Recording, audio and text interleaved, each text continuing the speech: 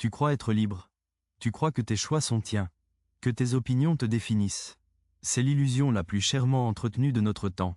La vérité, c'est que tu passes tes journées dans une prison dont tu portes les clés autour du cou. Une prison construite par les regards des autres. Et le geôlier, tu le nourris toi-même. À la fin de cette histoire, tu vas comprendre le nom de ton geôlier. Et tu vas voir la porte de ta cellule, grande ouverte, depuis toujours. Imagine un homme. Il est riche, puissant, proche de l'empereur. Il possède des villas, des esclaves, une influence qui fait trembler. Pourtant, à 3 heures du matin, il tremble lui-même. Il prend un stylet et écrit, dans le silence de la nuit romaine, des lettres à un ami. Pourquoi ? Parce que cet homme, Sénèque, sait une chose. Il sait que le pouvoir qu'il détient sur les autres n'est rien. Un souffle.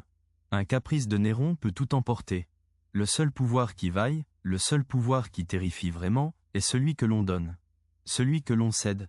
Chaque matin, en se rendant au palais, il doit sourire à ceux qu'il méprise. Approuver les folies du jeune empereur. Son corps est libre, son compte en banque est plein. Mais son âme ? Son âme est à la merci du regard d'un tyran. Parce qu'il dépend de son opinion. De sa faveur. Il l'a écrit parce qu'il le vivait. Chaque jour. Dans sa chair. C'est un homme enchaîné par l'or qui te parle des chaînes invisibles. L'homme qui a le plus de pouvoir sur toi, c'est celui dont tu dépends de son opinion. Laisse-moi te montrer les pièges cachés dans cette phrase. Dépendre. Ce n'est pas tenir compte de. Ce n'est pas écouter. C'est un besoin. Une nécessité. Comme l'air. Tu as besoin de son approbation pour respirer. Pour te sentir exister. Son opinion. Pas la vérité. Pas la raison. Une simple vue de l'esprit, changeante, subjective, souvent idiote. Et pourtant, tu en fais ton oxygène. Le pouvoir dont il parle n'est pas une autorité légale. C'est un pouvoir psychique. Il ne te contrôle pas par la force. Il te contrôle parce que tu lui as donné les commandes de ton estime de toi. Tu as externalisé ton jugement. Et cet homme, ce n'est même pas forcément une personne. Ça peut être un collectif. Que vont-ils penser ? Regarde l'histoire. Prends Van Gogh. Un génie. Aujourd'hui, ses toiles valent des centaines de millions. De son vivant ? Il a vendu 1 ou 2 peintures. Une seule. L'opinion qui comptait, celle du monde de l'art parisien, le rejetait. Le traitait de fou, d'amateur. Il en dépendait ? Absolument. Il avait besoin de vendre pour manger, pour peindre. Ce pouvoir sur lui était immense. Il a plongé dans la dépression, la misère. Mais voici le retournement. À un moment, il a cessé d'en dépendre. Pas complètement, la souffrance était là. Mais il a transféré sa dépendance. Il est devenu dépendant de son opinion à lui. De sa vision. De sa nécessité intérieure de peindre. L'opinion des autres a perdu son pouvoir de vie ou de mort sur son âme. Elle pouvait encore le blesser, mais plus l'anéantir. Le geôlier avait changé de cellule. Il est mort pauvre, oui, mais libre.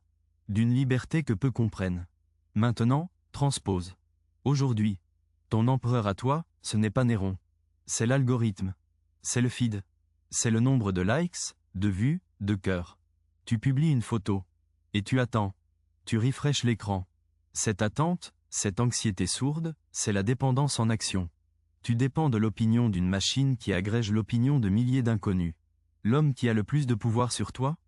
C'est le collègue dont tu guettes le compliment après ta présentation. C'est l'influenceur dont tu achètes le style pour être approuvé. C'est ton propre père, dont tu poursuis encore, à 40 ans, le silence interprété comme une désapprobation. Nous avons démocratisé la cour. Nous sommes tous des courtisans, courant après les faveurs d'un roi diffus, éparpillés sur les réseaux sociaux. Nous nous vendons pour de la monnaie virtuelle, la validation sociale. Et le burn-out, l'anxiété généralisée, ce sentiment d'être un imposteur ? Ce ne sont pas des maladies. Ce sont les symptômes logiques de la dépendance à l'opinion. Ton système immunitaire psychique craque sous le poids d'un maître trop nombreux. Tu vas me dire, oui, mais on ne peut pas vivre en ermite. L'opinion des autres, c'est important pour vivre en société. Pour avoir un travail, des amis. Bien sûr. Personne ne parle de mépris. Sénèque avait des amis. Il correspondait avec eux. Il écoutait. La différence est ici, entre considérer et dépendre. Entre écouter un conseil et en faire une condition à ton estime personnelle. Entre vouloir bien faire son travail et avoir besoin que ton boss te trouve génial pour te sentir exister. L'objection est un piège. Elle confond l'interdépendance sociale normale avec l'esclavage émotionnel. Tu peux très bien écouter ton épouse te dire que tu as été dur, l'intégrer, t'excuser, sans pour autant faire de son opinion le baromètre de ta valeur humaine. L'un est de la connexion, l'autre, de la servitude. Voici la révélation, le lien que personne ne voit. La dépendance à l'opinion n'est pas un problème de relation aux autres. C'est un problème de relation à soi. Un vide, un manque. Tu externalises ton jugement parce qu'à l'intérieur, le siège du juge est vide. Ou occupé par un critique hargneux que tu as installé toi-même, formé par toutes les opinions passées que tu as laissé s'incruster. Donner du pouvoir à l'opinion des autres, c'est une stratégie désespérée pour combler ce vide. C'est comme mendier à chaque porte un morceau de miroir pour enfin t'y voir entier. Mais les morceaux ne collent jamais. L'image est déformée, fragmentée. Elle change à chaque nouvelle porte. La seule personne dont tu dois absolument dépendre de l'opinion, c'est toi. Et encore, pas n'importe quelle opinion. Pas le critique intérieur. Le témoin, celui qui voit tes actions, tes efforts, tes faiblesses, sans hurler de louange ni de condamnation. Avec clarté. C'est ça, la vraie liberté. Ce n'est pas l'indifférence au monde. C'est la souveraineté intérieure. Alors, l'exercice. Concret. Pour aujourd'hui. Ce soir, avant de dormir. Prends 10 minutes. Assis, dans le silence. Et pose-toi cette seule question, en boucle, comme un mantra. De qui est-ce que je dépends? Pas qui j'aime. Pas qui j'écoute. De qui est-ce que je dépends pour me sentir bien, valable, légitime? Laisse les noms monter. Ton patron. Ton public sur Instagram. Ta mère. Ton conjoint.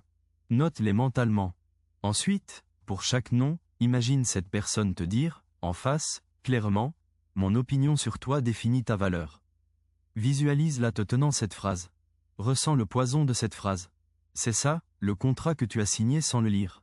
Le but n'est pas de haïr ces personnes. Le but est de voir le contrat. Et de réaliser que tu peux le déchirer. Pas en les quittant.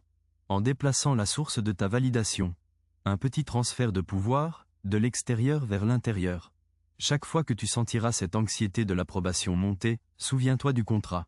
Et demande-toi, qui est le geôlier ici? Et qui tient les clés? Longue pause, le climax. Le moment de vérité. Tu vas mourir. Un jour.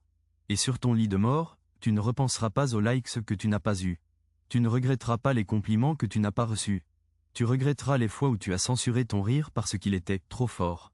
Les fois où tu n'as pas porté cette tenue que tu aimais, de peur qu'on te juge. Les fois où tu as dit « oui » alors que ton âme hurlait « non » pour l'opinion paisible d'un autre. Tu regretteras d'avoir laissé des étrangers, des ombres, diriger le spectacle unique de ta vie.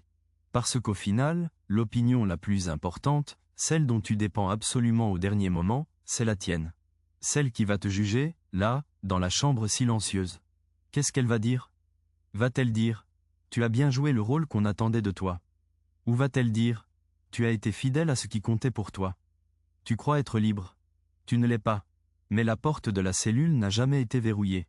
Elle est juste lourde à pousser, parce qu'elle est faite de ton propre regard, tourné vers l'extérieur. Tourne-le. Regarde à l'intérieur.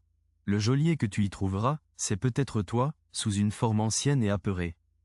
Mais au moins, avec toi, tu peux négocier. Tu peux faire la paix. Tu peux reprendre les clés. Alors, de qui dépends-tu? Et à partir de maintenant, qu'est-ce que tu vas faire de cette dépendance?